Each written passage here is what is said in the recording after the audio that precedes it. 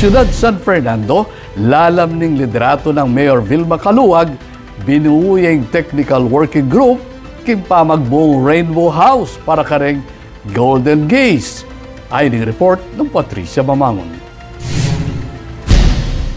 Formal neng binuong Mayor Vilma Caluag ing meto nga Technical Working Group o TWG bang pamuntukan ing pamagbuo ning Rainbow House for the Golden Gaze.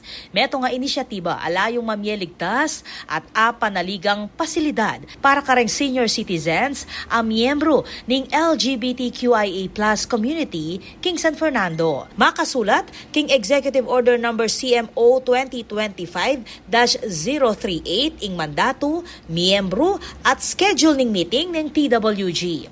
Target ning grupo ing area ning preparatory phase iba July hanggang October 2025 at ing pamuklata operasyon ibat king December 2025 hanggang April 2026. Yampang king planong Rainbow House reng serbisyong kalupa ning wellness programs, legal at medical referrals, psychosocial support at reng aktibidad para king community building. Parting programa king inclusive governance asusubong ning administrasyon ng Caluag.